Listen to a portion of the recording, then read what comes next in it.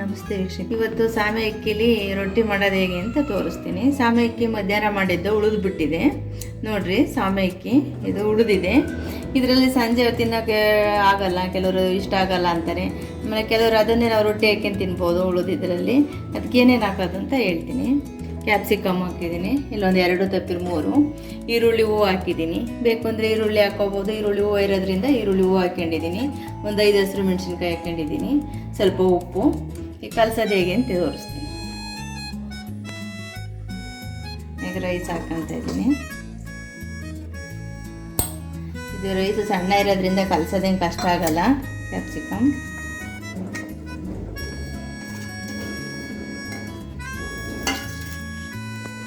ಇದು ಈರುಳ್ಳಿ ಹೂವು ಒಂದೇ ಕಲರ್ ಇದೆ ಗೊತ್ತಾಗಲ್ಲ. ಇದು ಹಸಿರು ಮೆಣಸಿನ್ಕಾಯಿ, ಇದು ಸ್ವಲ್ಪ ಉಪ್ಪು.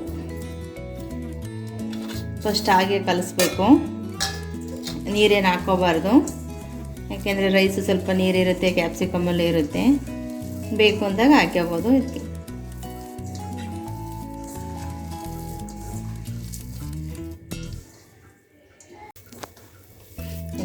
ಗೋಧಿ ಹಿಟ್ಟು ಹಾಕ್ಕೊಂತೀನಿ. ಕೆಲವರು ಅಕ್ಕಿ ಹಿಟ್ಟು ಹಾಕ್ಕೋಬೋದು.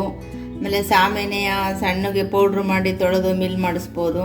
ಅದು ಅಕ್ಕಿ ಹಿಟ್ಟು. ನಾನು ಸ್ವಲ್ಪ ಗೋಧಿ ಹಿಟ್ಟು ಹಾಕ್ಕೊಂತ ಇದ್ದೀನಿ. ಸ್ವಲ್ಪ ನೋಡಿ ಹಾಕ್ಕೋಬೇಕು.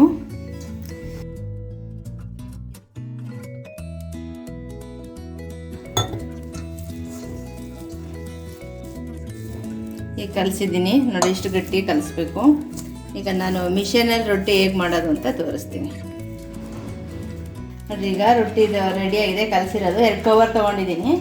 ಈ ಕವರಿಂದ ಈ ಮಿಷನಲ್ಲಿ ಹೇಗೆ ಮಾಡೋದು ಅಂತ ತೋರಿಸ್ತೀನಿ. ಸ್ವಲ್ಪ ಎಣ್ಣೆ ಸವರ್ಕೊತೀನಿ.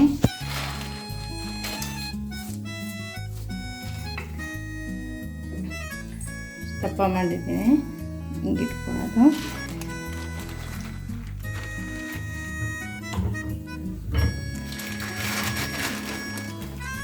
ಹಿಂಗೆ ಇಟ್ಕೊಳ್ಳೋದು.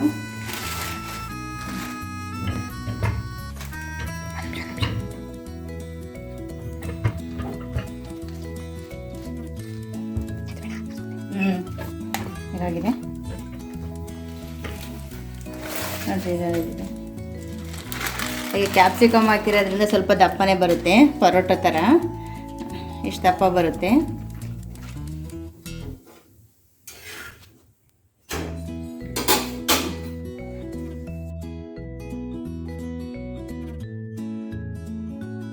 ಇನ್ನೊಂದು ಮಾಡ್ಕೊಳ್ತೀನಿ. 15 ಅಷ್ಟರೊಳಗಡೆ ಇದೊಂದು ಮಾಡ್ತೀನಿ.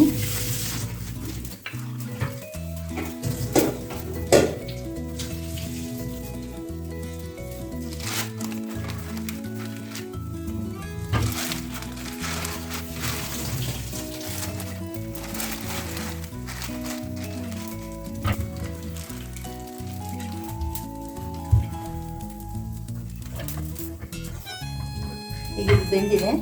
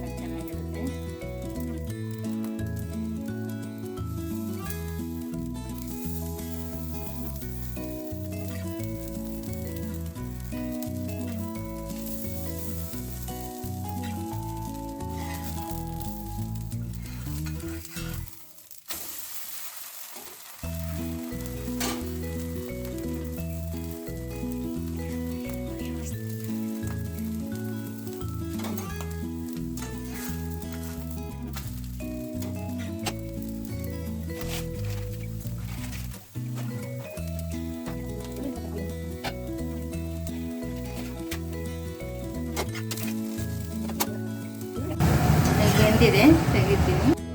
ಈಗ ಸಾಮೆ ಅಕ್ಕಿ ರೊಟ್ಟಿ ವಿತ್ ಕ್ಯಾಪ್ಸಿಕಮ್ ರೆಡಿಯಾಗಿದೆ. ಇದಕ್ಕೆ ಕಾಯಿ ಚಟ್ನಿ ಅಥವಾ ತುಪ್ಪ ಅಥವಾ ಬೆಣ್ಣೆ ಯಾವುದ್ರಲ್ಲಾದರೂ ಚೆನ್ನಾಗುತ್ತೆ. ಮೊಸರು ಕೂಡ ಹಾಕ್ಕೊಂಡು ತಿನ್ಬೋದು. ಇದೊಂದು ಸತಿ ಟ್ರೈ ಮಾಡಿ ನೋಡಿ ಹೇಗಿದೆ ಅಂತ ಕಮೆಂಟಲ್ಲಿ ತಿಳಿಸಿ.